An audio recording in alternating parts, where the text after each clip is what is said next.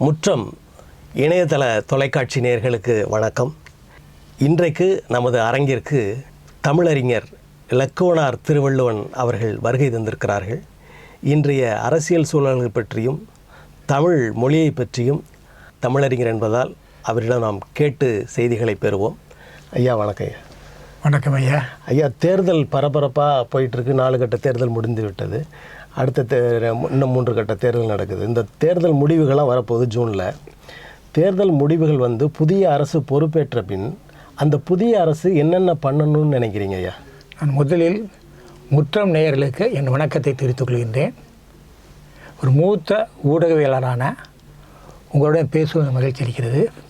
இந்த காலத்திற்கேற்ற வினாவை நீங்கள் தொடுத்திருக்கிறீர்கள். பொதுவாக ஒரே நாடு, ஒரே மொழி, ஒரே மதம் என்று முழங்கிக் கொண்டிருக்கூடிய கட்சியோ அதன் கூட்டணிகளோ ஆட்சிக்கு வராது என்பது நமது நம்பிக்கை. ஒருவேளை வந்துவிட்டதென்றால் நாம் என்ன சொல்வதற்கு பயனில்லை. ஆகவே நாம் கூறுகின்ற குறைகளுக்கு செவிமடுக்கக்கூடிய ஆட்சி வரும் என்று எதிர்பார்த்து நான் சிலவற்றை தெரிவிக்க விரும்பினேன். செய்ய வேண்டும் என்றால் ஒரு நலத்திட்டங்கள், பொருளாதார திட்டங்கள் போன்றவற்றை பற்றி நான் கூறப்போவதில்லை. மொழி உரிமைக்காக, பண்பாட்டு உரிமைக்காக, இன உரிமைக்காக, வெளிநாட்டு ஒரு கொள்கைக்காக இந்த ஒன்றிய அரசு என்ன செய்ய வேண்டும் என்பது குறித்து தான் பேச இருக்கின்றேன். இருப்பினும் இந்த திட்டங்கள் பற்றி ஒரு கருத்தை கூற விரும்புகின்றேன். மருந்தாயினும் உணவுப் பொருளாயினும் வேறு பொருளாயினும் கெடுநாள் டேட் ஆஃப் எக்ஸ்பைரி என்று இருக்கும், நமக்கு தெரியும். அதே போன்று திட்டங்களை ஏற்றும் பொழுது கூட பயன்முறை இத்தனை ஆண்டு பயனர் குறிப்பிடுவார். ஒரு எடுத்துக்காட்டு சொல்லுவார். ஒரு சாலை புரிகிறார் என்றால் சாலை அந்த போடுவதன் மூலமாக பயன் காலம் எத்தனை ஆண்டு இருக்கும் என நாளை குறிப்பிட வேண்டும்.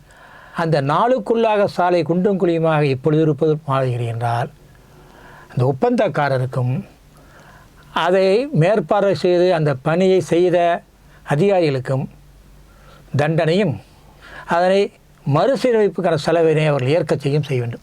அதாவது வேலை தொடங்கும் முன்பே இத்தனை ஆண்டுகள் நிலைக்கும் என்ற உறுதி அந்த இத்தனை ஆண்டு நிலைக்கும் என்ற கண்ணோட்டத்தில் தான் ஒதுக்கீடு செய்கிறார்கள். அதே போன்று சாலை ஒரு கட்டணம் கட்டுகிறார்கள் என்றால் கட்டை இடிந்து விழுகிறது அல்ல பாலடைந்து போகிறார்களோ அதற்கெல்லாமே ஒரு நாளை குறிப்பிட்டு அந்த நாளுக்கு முன்னதாக ஏதேனும் தீங்கு நேர்ந்தால் அந்த ஒப்பந்தக்காரரும் அந்த அதிகாரியும் பொறுப்பேற்க வேண்டும். அது பொதுவாக நான் சொல்ல விரும்புகிறேன். அடுத்த மற்றொன்று கூறுவது, எல்லாருக்கும் எல்லாம் இருக்கின்ற இடநோக்கு என்ற இந்த வையம் பாவேந்து கூறி நடந்தென்றால் ஊழலுக்கு இடமில்லை. எனவே ஒதுக்கீட்டுக்கு தேவைப்படாது. நமக்கு எந்த ஒரு ஒதுக்கீடும் தேவை. அனைவருக்கும் வேலைவாய்ப்பு கிடைக்கும், அனைவருக்கும் மருத்துவ கல்வி, பிற கல்வி எல்லாம். அதில் சிலர் தவறான வழிகளில் போய் முன்னுரிமை பெற்று நிறைய வேலைவாய்ப்பு எல்லாம் பெற்றுறாங்க. அதற்கு வாய்ப்பு எல்லாருக்கும் எல்லாம் கிடைக்கிற மாதிரி சூழல் உருவாக்கணும்.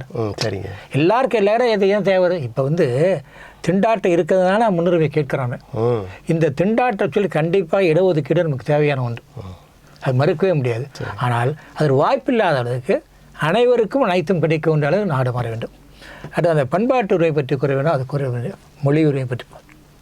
இந்தியா என்பது பல தேசிய மொழிகள் பேசக்கூடிய மக்கள் வாழும் நாடு. இந்த நாடு எப்படி இருக்க வேண்டும் என்று 1940களிலேயே பேராசிரியர் இலக்குவனார் குறிப்பிட்டார். என்ன குறிப்பிட்டார்? மொழி வழி தேசிய இனங்களின் கூட்டரசாக இருக்க வேண்டும் என்றார். உங்கள் தந்தையார் அதை தந்தையார் பேராசிரியர். அதாவது மொழிவாரி மாநிலம் அதை குறிப்பிடுவார். நான் மொழிவாரி மாநிலத்தை குறிப்பிடவில்லை என்று அழுத்தத்தோடு குறிப்பிடார். நமக்கு தேவை அந்த தேசிய மொழியினரின் கூட்டரசு. இப்பொழுது நமக்கு தேசிய மொழி என்ற தமிழ் தான். அவரவருக்கு அவரவர் மொழி தேசிய மொழி. ஆனால் இந்திய தேசிய மொழி என்று சொல்கிறார்கள். ஒன்றிய அரசு இன்றைக்கு கூட பார்த்தே ஒரு இதில் ஒன்றிய அரசு தேசிய மொழி என்றால் சமஸ்கிருதம் என்று குறிப்பிடுகிறார்கள். இவ்வாறெல்லாம் தவறாக குறிப்பிடுகிறார்கள். அதை ஊடகங்களும் பரப்புகிறார்கள். பாடங்கள் எடுப்ப தவறது. ஏன் குஜராத் உயர்நீதிமன்றமே இந்தி என்பது தேசிய மொழி இல்லை என்பதை அறிவித்திருக்கிறார்கள், தீர்ப்பு சொல்லியிருக்காங்க. ஆக இவ்வாறு பிற மொழியை தேசிய மொழி என்று சொல்கிறது. இந்தி தேசிய மொழி யாருக்கு? இந்தியை தாய்மொழியாக உடையவர்களுக்கு தேசிய மொழி, நமக்கல்ல. அவ்வாறு நமக்கு தேசிய மொழி தமிழ் தான். தெலுங்கனுக்கு தெலுங்கு, மலையாளிக்கு மலையாளி, மராட்டியனுக்கு மராத்தி என்று தான் இருக்கு. ஆக இத்தகைய தேசிய மொழிகள் உரிமை இருக்கிறா இல்லை? ஏன் இங்கு மொழி சமநிலை இல்லை? எவ்வாறு? இத்தனை மொழி இருந்தாலும் கூட மிகுதியான செலவினம் பேசப்படாத முடியாத சமஸ்கிருதத்திற்கும் இந்திக்கும் முழங்குகிறார்கள். சமஸ்கிருதம் என்பது ஒரு 10,000 பேர் பேச குறிப்பிட்டார்கள் ஜம்மு காஷ்மீர். இந்தி அதிகமான பேர் பேசுகிறாங்க இல்லையா? இல்லை, அதுவும் அடுத்து சொல்ல வரேன். 10,000 பேர் பேசுவார்கள். அடுத்த சில பேர் இப்போ 30-40 கணக்கு காட்டுகிறார்கள். அந்த அதாவது மக்கள் கணக்கெடுப்பு சென்சஸ் என்று சொல்வார்கள், அதிலே குறிப்பிட்டார்கள். சமஸ்கிருத மொழியை தாய்மொழியாகவோ பேசுவா குறிப்பிடவர்கள் யாரும் அந்த மொழியை பேசுவது கிடையாது. அவர் சடங்குக்கு தான் பயன்படுத்துகிறார்கள் என்று அரசு குறிப்பிடுகிறது. சடங்குக்கு அவர் தான் குறிப்பிட அப்படி இருக்கிற மிக குறைவான எண்ணிக்கையாக இருக்கிறது. அத்தகைய மொழிக்கு எவ்வளோ சொல்லியிருக்கிறார் பாருங்க. பிற மொழிகளுக்கு சொல்லி ஏறத்தான் 30 மடங்கு சொல்லியிருக்கிறார் பிற எல்லா மொழிகளுக்கும். செம்மொழி என்று அறிவித்தார்கள். முதலாக அறிவிக்கப்பட்ட மொழி என்றால் தமிழ் தான். பிறகு இதை பார்த்து 5 மொழிகளையும் அறிவித்தார். எப்படி என்றால் சமஸ்கிருதத்தில் 1000 கோடி 10,000 கோடி செலவழித்தாலும் தெலுங்கு மலையாளம் கன்னடம் பேச வாய் மூடி அமைதியாக இருப்பார். தமிழுக்கு ஒன்றிய அரசு 1 ரூபாய் தந்தாலும் எனக்கு கொடு கேட்பார்கள். அப்படி ஆளாளை கேட்டுக்கொண்டு தெலுங்கு மலையாளம் கன்னடம் ஒரியாவுக்கெல்லாம் செம்மொழி தொகுதி கொடுத்துவிட்டார்கள். அது தவறு. செம்மொழி என்பது சமஸ்கிருதமும் செம்மொழியே கிடையாது. தமிழ் ஒன்று தான் செம்மொழி. என்ன செய்யலாம்? தமிழை உயர்தனி செம்மொழி என்கலாம். ஏனெனில் உயர் தனி செம்மொழி என்பது பரிதிமார் கலைஞர் கூறியது. சூரியநாராயண சாஸ்திரியார் மிக உயர்ந்த மொழி தனியாக இயக்கூடியது செம்மொழி என்று. அப்படி உயர்தனி செம்மொழி இருந்தது என்றால் அந்த செம்மொழிக்கு தமிழை தவிர இருக்கிற தகுதியை சிறப்பை கொடுக்க வேண்டும். அந்த செம்மொழி எனக்கு அந்த செம்மொழியிலே பிற எல்லா செம்மொழிகளை விட சமஸ்கிருதத்துக்கு 20 மடங்கு தொகை கூடுதலாக கொடுத்திருக்கார்கள். பிற எல்லாவற்றையும் மத்திய சமஸ்கிருத பல்கலைக்கழகம் இருக்கிறது. அவர் அதில் ஒரு 18 திட்டத்தை, அதாவது 15 திட்டம் என்று சொல்லலாம். அஷ்டாத்தியாயி என்ற சமஸ்கிருத திட்டத்தின் பேர். எப்படி என்றால் சமஸ்கிருத புலவர்களுக்கு உதவித்தொகை வழங்குதல், ஓய்வு பெற்ற சமஸ்கிருத பண்டிதர்களுக்கு உதவித்தொகை தருதலும், சமஸ்கிருத போற்றி வைத்தல், சமஸ்கிருத வேலைவாய்ப்பு, கோடைக்கால பயிற்சி போன்ற பயிற்சிகள். இது வேலைவாய்ப்பு என்றால் சுற்றுலா பயிற்சி, மருத்துவ பயிற்சி போன்ற பயிற்சிகளாம். ஆனால் யார் சுற்றுலா சமஸ்கிருதம் வரப்போகிறார், எந்த மருத்துவம் யார் சமஸ்கிருதம் பேச போகிறார், இப்படி ஒன்றுக்கும் தொடர்புள்ள 18 திட்டங்களில் உதவித்தொகை. அந்த திட்டம் பார்த்தோம் என்றால் இந்த செம்மொழிக்காவது கூட தொகை அதிகம். இது இவ்வாறு செய்கிறார். 25,000 பேர் பேசுகின்ற மொழி 25 கிடையாது. அது கூட ஆமாம் கிடையாது. அதுக்கு இந்த அளவுக்கு முன்னுரிமை கொடுக்குறாங்க. ஆமாம். ஆனால் தமிழுக்கு தரல. இது பாருங்கள், அதாவது ஐநாவோட அந்த என்ன அறிவித்தார்கள், எல்லா நாடுகளும் உலக மொழி நாளை தாய்மொழி நாளை கொண்டாடு என்று சொன்னார். அது யுனெஸ்கோ எனக்கூடிய அந்த சமூக பண்பாடு February 21. ஆமாம். அப்போ ஒன்றிய அரசு என்ன செய்ய வேண்டும்? இந்தியாவில் அனைத்து மாநிலங்களுக்கு தெரிவித்து நீங்கள் உங்கள் மாநிலங்களில் அனைத்து மாநில மொழிகளையும் தாய்மொழி நாளாக கொண்டாடுங்கள் சொல்லி ஒன்றிய அரசு எல்லா மொழிகளையும் அவர் கொண்டாடி. அவர் என்ன செய்தது? சமஸ்கிருத தாய்மொழி நாளாக கொண்டாடியது. மிக கொடுமை. ஆக அதிக தேவையற்ற முதன்மை தந்து மிக மிக மீதியாக சொல்ல அதற்கு முற்றுப்புள்ளி இருந்தது. வரக்கூடிய ஒன்றிய அரசு இப்படிப்பட்ட நிகழ்ச்சியை முற்றுப்புள்ளிடுது. முதலில் சமஸ்கிருத சொல் நிப்பாட்ட வேண்டும். அது எதிராக கூறவில்லை. செம்மொழி அல்ல என்பதே ஒரு நமது மருதன் ஐயா அவர் எழுத நூலின் மூலம் புரிந்து கொள்ளலாம். பல சமஸ்கிருத அறிஞர்களே சமஸ்கிருதம் செம்மொழிக்கு தகுதியில் என்று எழுதுகிறார்கள். சிலர் சமஸ்கிருதத்தை நம்ம எதிராக்கிறோம்னா பிராமண எதிரி என்று சொல்கிறோம். அப்படி இல்லை. பிராமண அறிஞரே, பிராமண பெண் அறிஞரே சமஸ்கிருத செம்மொழிகள் என்பதற்கான கருத்து எழுதியிருக்கிறார். அப்படிப்பட்ட ஒரு மொழிக்காக அரசு கூடுதல் செலவழிப்பதே தவறு. எனவே மொழியியல் என்று சொல்கிறார். அது மட்டும் இல்லை, சமஸ்கிருத மொழி என்று சொல்லி செலவழிப்பது கேடு, தீமை பயக்கூடிய. ஏன் என்ன சொல்கிறார் என்றால் சமஸ்கிருத இலக்கியம் என்று சொல்லக்கூடிய எதுவுமே இலக்கியம் அல்ல. ஏனெனில் அது எலிகாமன் ஆபாசமாக இருக்கின்றது. அந்த கதை பாத்திரங்களை பார்த்தா கண்ணாடி கூட இருக்கிற மகாபாரதம் என்ன, தாயிடம் உறவு கொள்வது, தங்கையிடம் உறவு கொள்வது, இவ்வாறு தவறான உறவுகளை பற்றி இருக்கிறது. அந்த ராமனை ஏகபத்தி உரை என்று ஒற்றை மனைவியுடைய சொல்லுவார்கள். ஆனால் ராமாயணம் எப்படி? கம்பரை விட்டு விடுங்கள். மூல ராமாயண வாழ்வியை பார்த்தென்றால் ராமனுக்கு 4 மனைவி. ஆனால் தவறான கதை குறிக்கிறார்கள். அது மட்டுமல்ல, அதில் மனிதர் வேறுபாடு, சாதி வேறுபாடு, அப்புறம் ராமாயணத்துக்கும் பாரதி இவ்வாறு மக்களுக்கு எதிரான பல கருத்தக்கூடியவர்கள். அது வரலாறு இல்லை, அது ஒரு வரலாறு. புராணம் என்ற தவறான இதாக இருக்கல. அதை கூட நம்ம புராணத்தின் மூலம் தவறான சொல்லப்படுகிறது இல்லையா? மக்களிடம் அதுதானே பதிகிறது நெறிகள். அதை வரலாற்று நாயர்களை மக்கள் எண்ணுகிறார்களா? அவ்வாறு கதைப்பறிப்பது. ஆக அப்படிப்பட்ட இலக்கியங்களை, நூல்களை இலக்கியம் என்று சொல்லக்கூடாது.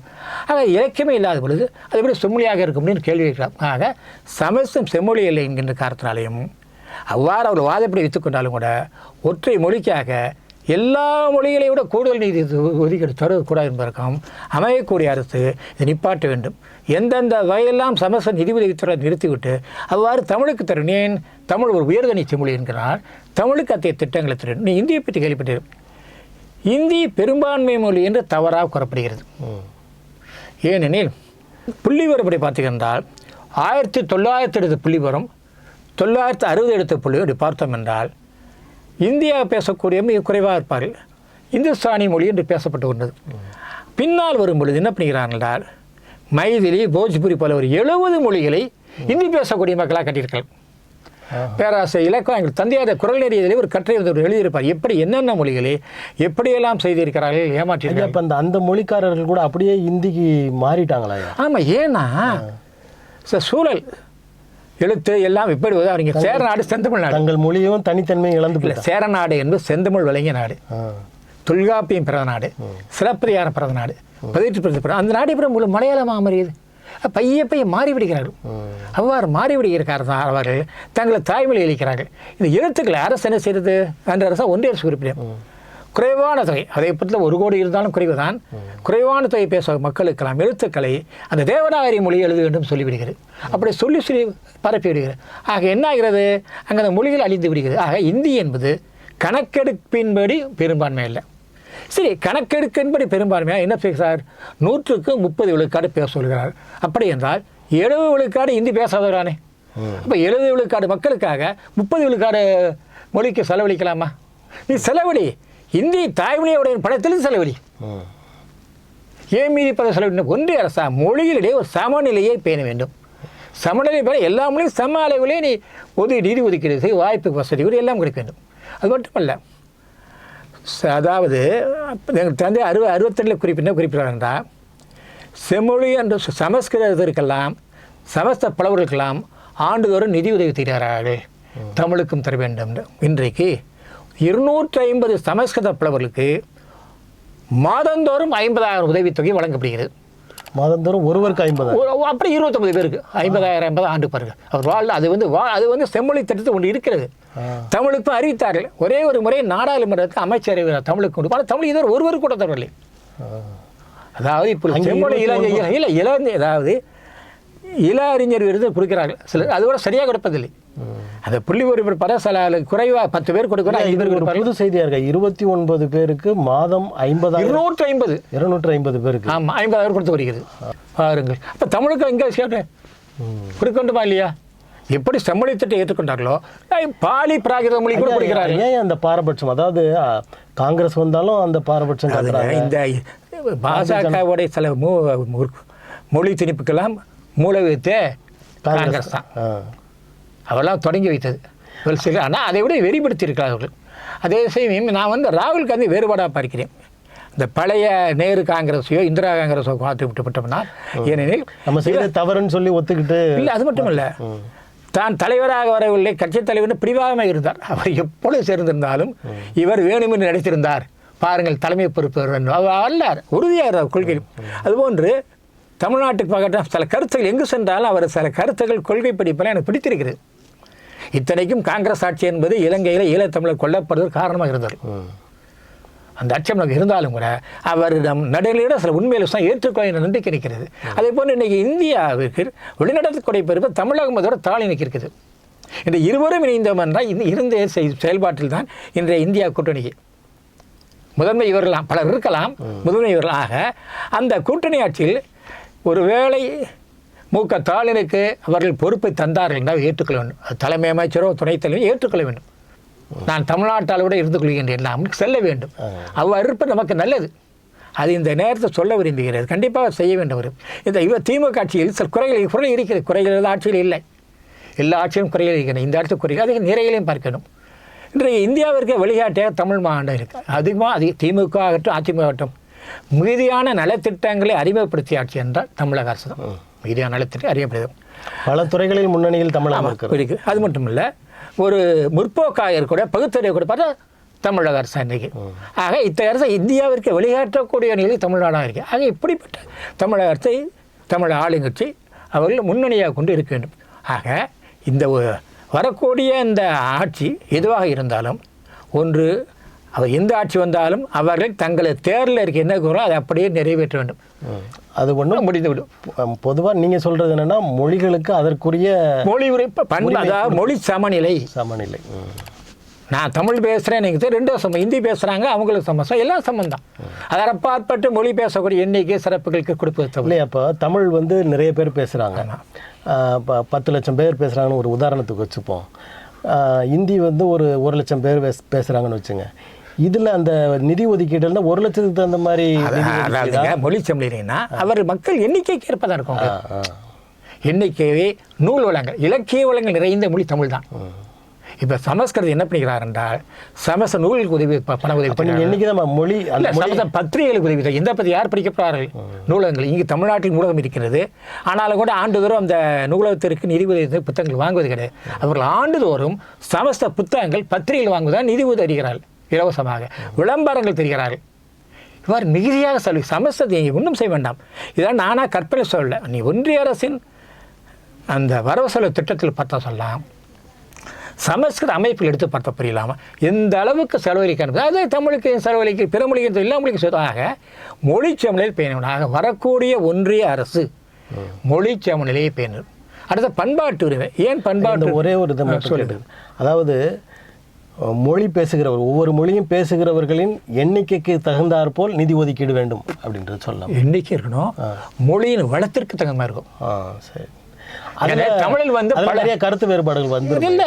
தமிழில் இருக்கக்கூடிய மொழி புத்தகங்கள் பேர் இல்லை பிரபலங்களா. நாம் சொல்லுவோம் மலையாளத்தில் பெரியவிட்டாக இருக்காது, கதைகளாக இருக்கலாம்.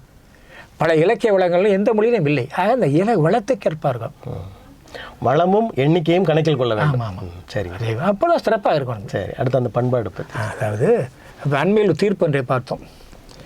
சடங்கு முறையில் நடக்காத திருமணம் திருமணமே இல்லை, அதாவது மன விளக்கே தேவையில்லை என்று யார் சொன்னார்? மதிப்பிற்கும் போட்டு சொல்லலாமா? அதை இப்படி சடங்கு என்பது என்ன, யார் உருவாக்குறது, மக்கள் எதுக்காக இருக்கிறார்? தொல்காப்பியர் குறிப்பிடுவார். என்ன சொல்கிறாருன்னா, பொய்யும் அழுவும் வந்த பின்னர் ஐயர் யாத்தர் கரணம் என்பார். அந்த பொய்யும் அழுவும் தோன்றிய பின்னர் ஐயர் யாத்தர் கரணம் என்பார். ஐயர் என்பதை பிராமணர் திரித்தவர் ஐயர் தலைவன் என்று ஒருவரை பார்த்து திருமணங்கள் செய்து நடந்திருக்கிறது. ஆனால் அவனோ அவளோ தன்னை நம்பி அவளையோ அவனை ஏமாற்றக்கூட வந்து விட்டது. ஒரு தலைவன் தலைவை ஏமாற்றா, தலைவி தலைவனை அப்பொழுதுதான் நம்ம என்ன செய்கிறார்கள் என்றால் ஒரு கரணங்களை கரணம் என்றால் என்ன? அது பேராசிரியர் நல்ல விளக்கத்தை கொடுக்கிறார். சில ஆண்டு எம்ஜிஆர் அவர் முதல்வர் இருக்கும் வரை கரணம் என்று ஒரு பதவி இருந்தது. கணக்குப்பள்ளி கரணம் எழுதுவார்கள். என்ன சொன்னார் என்றால், ஐயர் யாத்திரை கரணம் என்பார். உலகிலேயே முதலில் திருமணத்தை பதிவு தமிழ்நாட்டில் இருக்கிறது. அதுதான் தொல்காப்பியர் குறிப்பிட்டார். அந்த திருமண பதிவு முறை இன்னாருக்கு இன்னார். இப்பொழுது உறுதிமொழி வாசிக்கிறார் தமிழ் மொழி திருமணத்தில்.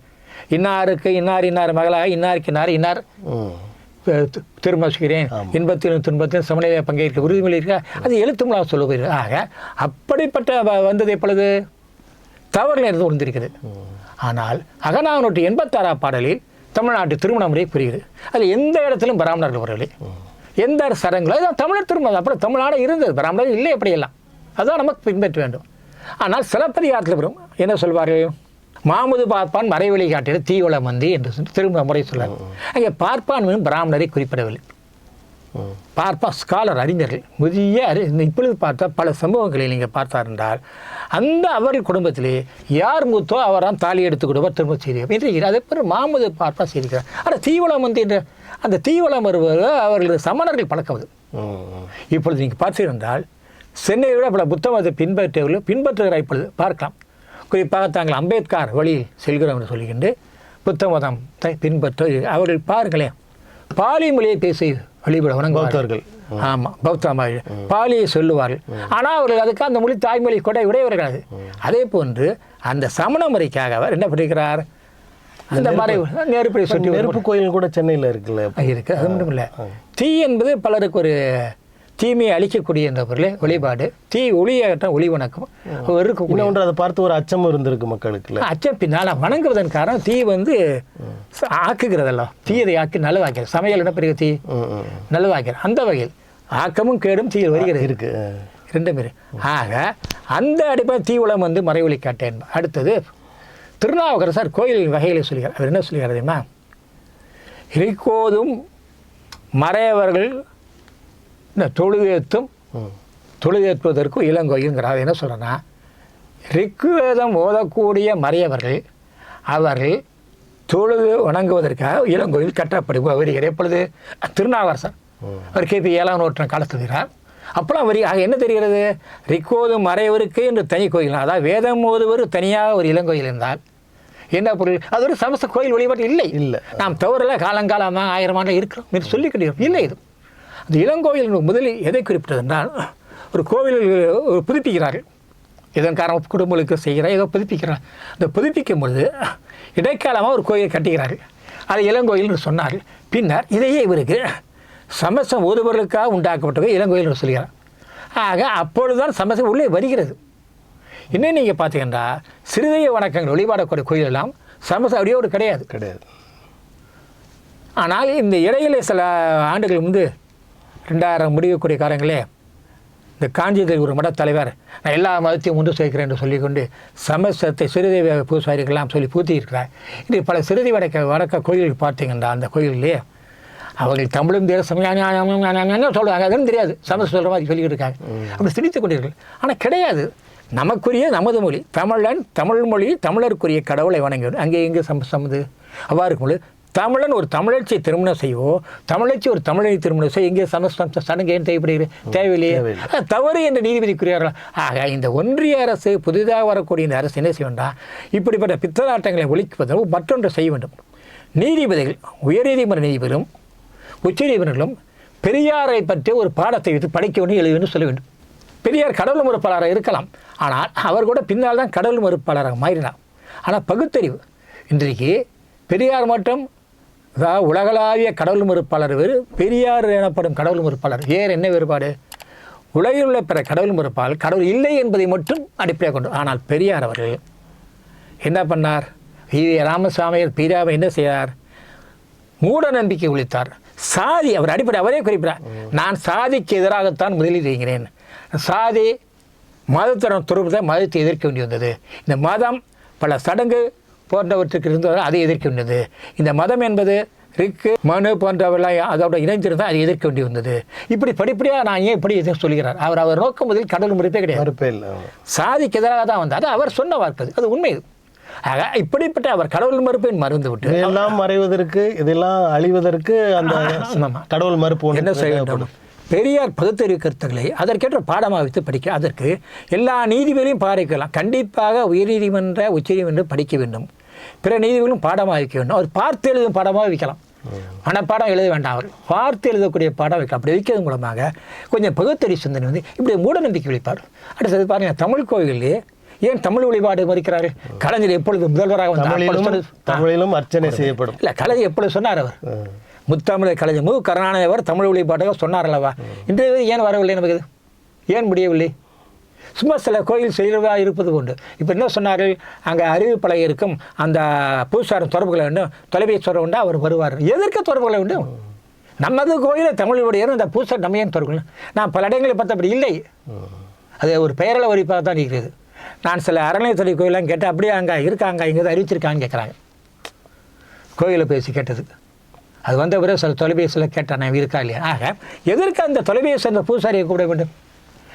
எனது கோயில் எனது மூதாதையர் கட்டிய பணம், இப்பொழுது நானும் கூட பணத்தை செலவழிக்கிறேன்.